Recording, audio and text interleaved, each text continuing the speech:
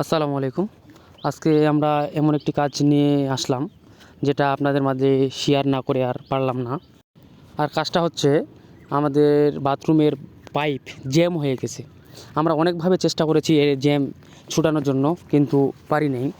Last পর্যন্ত tiles কেটে ভেঙে আমরা বের জাম সমাধান দেওয়ার চেষ্টা করতেছি। জ্যাম ছুটানোর জন্য আমরা একটা প্রথমে জায়গা নির্ধারণ করি যে এই জায়গার মধ্যে জ্যাম হতে পারে।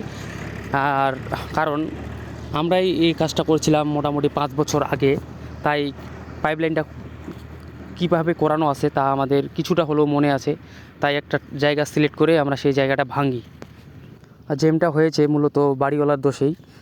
সে কী করছে, ট্যাঙ্কি ধুতে গিয়েছিল পচা একটা বস্তা দিয়ে, সে বস্তার সুতা এসে ধীরে ধীরে জ্যাম লেগে গেছে। তাই কোনো কল দিয়ে এক ফোঁটা পানি পর্যন্ত পড়ে না। পাইপ লাস্ট পর্যন্ত আমরা বের করে ফেলেছি।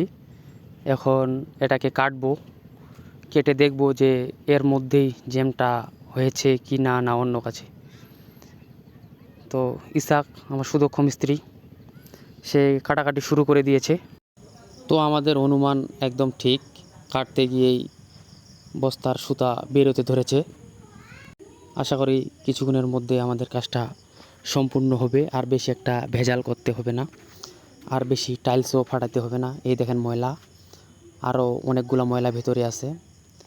এখন আমরা পাইপটা জয়েন দেব এবং এর শেষ সমাধান দিব।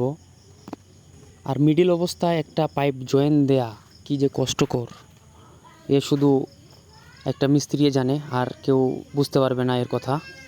জয়েন দেওয়া আমাদের শেষ, খুব সুন্দর হয়েছে জয়েনটা। এর কিছুক্ষণের মধ্যে আমরা পানি তুলে পানি ছাড়বো, দেখি কেমন পানি পড়ে।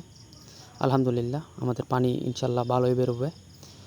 আর এভাবেই হুমায়ুন ইলেকট্রিক অ্যান্ড স্যানিটারি কাজগুলো করে থাকে।